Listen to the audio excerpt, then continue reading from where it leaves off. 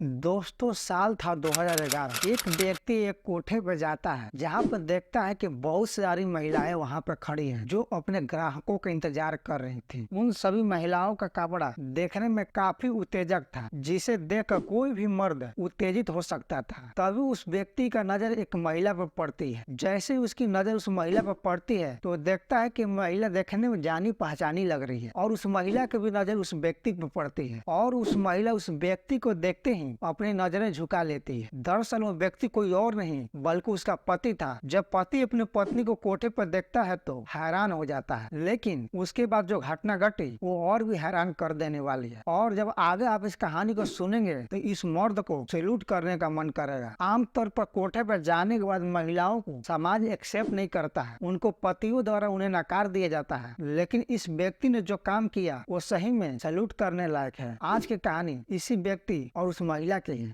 दोस्तों कर्नाटक राज्य के राजधानी बेंगलुरु साहिल नाम का व्यक्ति रहता था। उसकी शादी हाल ही में एक तानिया नाम के लड़की से होता है। एक मल्टीनेशनल कंपनी में काम करता था और उसे उस कंपनी द्वारा काफी अच्छा खासा पैसा दिया जाता था। इस तरह देखा जाए तो साहिल की जिंदगी काफी खुशहाल तरीके से बीत रही थी। उसकी एक अपनी खूबसूरत बीवी थी और अच्छा खासा इनकम था और उसका एक छोटा सा परिवार। लेकिन एक दिन साहिल की कंपनी किसी प्रोजेक्ट के सिलसिले में साहिल को मुंबई भेजना चाहती है, लेकिन साहिल की शादी हाल ही में हुई थी और वो अपनी पत्नी को छोड़कर बिल्कुल भी जाना नहीं चाहता था। लेकिन साहिल उस कंपनी में काम करता था और कंपनी के कहने पर उसे मुंबई जाना पड़ता है। मुंबई जाने के बाद करीब 2-3 महीना ऐसे ही गुजर जाता है और अब साहिल को अपनी पत्नी की काफी याद आने लगती है। इसलिए वो एक दिन अपनी पत्नी से बोलता है, क्या तुम मुंबई आना चाहोगी? उस पर उसकी पत्नी बोलती है, मेरा बचपन का सपना था कि मैं मुंबई जाकर घूमूं। आज तक मैंने मुंबई को सिर्फ फिल्मों और कहानियों में सुना है, मैंने कभी मुंबई तो देखा नहीं है। अगर मैं मुंबई आऊंगी तो मुझे बहुत खुशी होगी। इस पर साहिल मुस्कुराते हुए बोलता है, तो मैंने तुम्हारा टिकट करवा दिया है, तुम फलानी डेट को इस ट्रेन के बोगी में जाकर बैठ जाना और तुम मुंबई आ जाना। मैं तुम्हें लेने के लिए मुंबई स्टेशन पर आ जाऊंगी। जिस दिन का ट्रेन बुक था उस दिन वो महिला तानिया स्टेशन जाती और ट्रेन में बैठ जाते हैं और सबसे पहले वो अपने सास ससुर को कॉल लगाती है और कहती है, माता जी मैं ट्रेन में बैठ चुकी हूँ और अब ये ट्रेन खुलने वाली है। उस पर उसकी सास बोलती है कि बेटी तुम अपना ख्याल रखना और अच्छे से मुंबई चले जाना और जैसे ही तुम स्टेशन पर पहुंचोगी मुझे जरूर कॉल करना। जिसके बाद वो महिला अपने पति साहिल को कॉल लगाती है और बोलती है कि मैं ट्रेन में बैठ चुकी हूँ, आप मेरा चिंता बिल्कुल मत कीजिएगा। उस पर उसका पति बोलता है, अरे मुझे चिंता करने की कोई जरूरत नहीं है, तुम चिंता बिल्कुल मत करना, तुम मुंबई आते ही मुझे कॉल करना और मैं तुम्हें लेने के लिए मुंबई स्टेशन पे मौजूद रहूंगा। जिसके बाद स्टेशन से ट्रेन खुलती है। दोस्तों बेंगलुरु से मुंबई की दूरी करीबन 1000 किलोमीटर थी और ट्रेन अपनी मंजिल की तरफ चल पड़ती है। जैसे जैसे ट्रेन का सफर आगे बढ़ता है वैसे वैसे तानिया के लिए खुशी का एहसास बढ़ते जा रहा था, क्योंकि वो पहली बार मुंबई जा रही थी और उसका बचपन का सपना था। तानिया जिस बोगी या जिस बर्थ में बैठी थी उसके ठीक बगल में 2 आदमी बैठे थे। दोनों आपस में बातचीत कर रहे थे। उनमें से एक व्यक्ति बोलता है कि भाई साहब आप कहाँ का रहने वाला है और आप कहाँ जा रहे हैं? उस पर वो व्यक्ति बोलता है, मैं मुंबई जा रहा हूँ और मैं यहाँ का रहने वाला हूँ। इस तरह दोनों व्यक्ति में आपस में बातचीत होती है और बातचीत के दौरान ही उनमें आपस में दोस्ती हो जाती है। उन दोनों व्यक्ति के ठीक सामने वाले सीट पर तानिया बैठती थी। तानिया उन दोनों व्यक्ति की बातों को सुन रही थी और अपने सफर को एंजॉय कर रही थी और बीच बीच में अपने पति को फोन लगाकर बताती रहती थी कि मैं यहाँ पहुँच गई हूँ और मुंबई बस अब यहाँ से इतनी दूरी पर है। वो व्यक्ति भी बार बार तानिया को कॉल लगाने और अपने पति से बात करने का बात सुन रहे थे। इसी बीच उसमें से एक व्यक्ति बोलता है कि बहन जी क्या आप मुंबई जा रही हैं? उस पर तानिया बोलती है, हाँ मुझे लगता है शायद आप मुंबई पहली बार जा रही हैं और आप पहली बार ट्रेन में बैठी हैं। जिस पर तानिया बोलती है, हाँ भाई साहब मैं मुंबई पहली बार जा रही हूँ, लेकिन मैं पहली बार ट्रेन में नहीं बैठी हूँ, इससे पहले मैंने कई बार ट्रेन में बैठ चुकी हूँ। इस तरह वो दोनों व्यक्ति और तानिया में बातचीत शुरू हो जाती है और ट्रेन अपनी मंजिल की तरफ लगातार बढ़ता जा रहा था। तानिया जब अपने घर से निकली थी तो सफर में खाने पीने के लिए कुछ घर से सामान ली थी और अपना सामान खाने लगती है। इसी बीच उन 2 व्यक्तियों का नजर तानिया के खाने का सामान पर पड़ता है। जिसके बाद तानिया उन दोनों व्यक्तियों से सामान का खाने के बारे में पूछती है। जिसके बाद दोनों व्यक्ति थोड़ा सा खाने का सामान लेकर खाने लगते हैं और जब भी वो दोनों व्यक्ति कुछ खाने पीने का सामान लेते हैं तानिया को जरूर खाने पीने के दे देते हैं। वो भी तानिया से पूछते हैं और तानिया भी थोड़ा बहुत लेकर खा पी लेती थी। इसी तरह ट्रेन अब मुंबई से सिर्फ 100 किलोमीटर की दूरी पे थी और ट्रेन अपना 850 किलोमीटर की दूरी का सफर तय कर चुका था और तानिया अपने पति को कॉल लगाकर बताती है कि मैं यहाँ पहुंच गई हूँ और यहाँ से मुंबई अब 150 किलोमीटर दूरी पे है। तब उसका पति बोलता है, ठीक है तुम स्टेशन पे आओ, मैं जल्द ही तुम्हें लेने के लिए स्टेशन पे पहुंचता हूँ। आगे के सफर के दौरान ही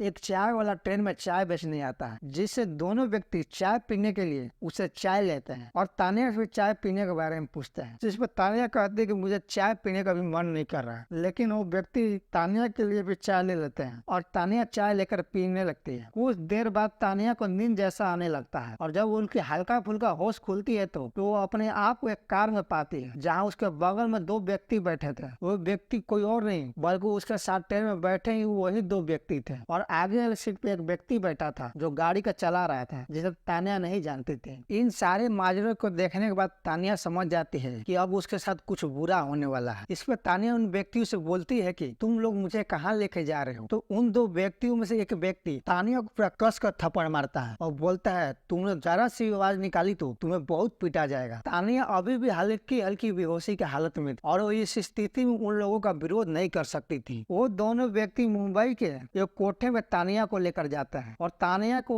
इस तरह लेकर जाते हैं कि सामने वाला कोई भी व्यक्ति देखता तो वो समझता कि तानिया उनके कोई परिवार के ही महिला है जो बीमार है। इस तरह वो तानिया को कोठे में लेकर चले जाते हैं, जहाँ पे एक महिला होती है और उसके इर्द गिर्द कई महिलाएं होती हैं जो काफी उत्तेजक कपड़े पहनी थी, जिसे देखने के बाद कोई भी मर्द सम्मोहित हो सकता था। अब वो दोनों व्यक्ति उस महिला से तानिया के खरीद बिक्री के लिए बार्गेनिंग करने लगता है, जिस पर जाकर मामला 45,000 रुपये पर जाकर सेट हो जाता है और तानिया को 45,000 रुपये में बेच दिया जाता है। तानिया अब तक काफी हद तक होश में आ चुकी थी और वह जाने के लिए गिड़गिड़ाने लगती है। वो अपने लिए उन दो व्यक्तियों और उन महिला से जाने के लिए दाया का भीख मांगने लगते हैं। अब वो कोठे के महिला तानिया को कमरे में ले जाते हैं, जहाँ उसे कुर्सी से बांध दिया जाता है और वो चिल्ला ना सके इसलिए उसको मुंह पर कस तक टेप बांध दिया जाता है। तानिया को अपना तो खाने पीने को कुछ दिया जा रहा था और उसे कई तरह से प्रताड़ित किया जा रहा है। उसे कई बार बुरी तरह से पीटा भी गया। इस तरह तानिया के उस कोठे में 16 दिन गुजर जाता है। इधर स्टेशन पर तानिया का नाम मिलने के कारण उसका पति साहिल काफी परेशान हो जाता है। वो तानिया को ढूंढने का पूरा कोशिश करता है, जहाँ तक हो सके वो पूरा संभव करता है कि तानिया को ढूंढ सके। वो मुंबई के आरपीएफ पुलिस से मिलता है और यहाँ तक कि कर्नाटक के बेंगलुरु में जाकर उस स्टेशन पर सीसीटीवी फुटेज चेक करवाता है, जिससे मालूम चल सके कि उसकी पत्नी उस दिन ट्रेन में बैठी थी। जहाँ वह देखता है कि उसकी पत्नी सचमुच उस दिन ट्रेन में बैठी थी, पर तानिया का कुछ पता नहीं चल रहा था। इधर तानिया को कोठे में लगातार प्रताड़ित किए जा रहा था। करीब 16 दिन गुजरने के बाद तानिया टूट जाती है और सर धज कर वो भी उन महिलाओं के बीच खड़ी हो जाती है जो पहले से ही ग्राहकों के तलाश में सज धज कर खड़ी थी। भी तमाम ग्राहकों में से एक व्यक्ति तानिया को पसंद करता है, जिसके बाद तानिया को और उस व्यक्ति को इस कमरे में ले जाया जाता है। तानिया कमरे में जाते ही उस व्यक्ति का पैर पकड़ कर गिड़गिड़ाने लगती है और कहती है भैया जी मेरी मदद कीजिए, मैं अपने घर बेंगलुरु से मुंबई के लिए निकली थी और मेरे साथ इस तरह का घटना घटी जिसकी वजह से मैं यहाँ पे आ गई। मैं बहुत बड़ी मुसीबत में फंस गई हूँ। मैं बहुत ही अच्छे खासे घराने से हूँ और मेरे पति एक मल्टीनेशनल कंपनी में काम करते हैं। जब उस महिला का बात वो व्यक्ति सुनता है तो उसकी भी आंखें नम हो जाती। ऐसे देखा जाए तो कोठे पे आने वाले ज्यादातर व्यक्ति अच्छे तो नहीं ही होते हैं, लेकिन वो व्यक्ति साफ दिल वाला निकलता है और वो इंसानियत दिखाता है। जिसके बाद व्यक्ति तानिया से पूछता है कि मैं आपकी कैसे मदद कर सकता हूँ। तब तानिया उस व्यक्ति से कहती है कि आप मेरी एक बार मेरे पति से बात करा दीजिए। तानिया अपने पति के मोबाइल नंबर उस व्यक्ति को बताती है और वो व्यक्ति उसके पति पास कॉल लगाकर तानिया का बातचीत कराता है। तानिया फोन पे धीरे धीरे बात करना शुरू करती है और अपने साथ घटी पूरी घटना को अपने पति को बताती है। वो अपने पति से बात करते हुए बीच बीच में रो पड़ती थी, जिस पर उसका पति उसका सहारा बांधता है और उसे दिलासा देता है कि मैं तुम्हें बचा लूंगा, तुम्हें कुछ नहीं होने दूंगा, तुम घबराओ मत, मैं जल्द ही तुम्हारे पास आ रहा हूँ। तब वो तानिया से उस जगह का पता पूछता है। इस पर तानिया बताती है कि मुझे कुछ पता नहीं है कि मैं कहाँ पे हूँ, बस मुझे इतना पता है कि मुझे किसी कोठे पर रखा गया है। तब जाकर वो व्यक्ति जिसने कॉल लगाया था वो तानिया का पति को सारी पता बताता है और बताता है कि यह जगह मुंबई की इस जगह पे है। फिर अगले ही दिन वो बताया गया पता पे उसका पति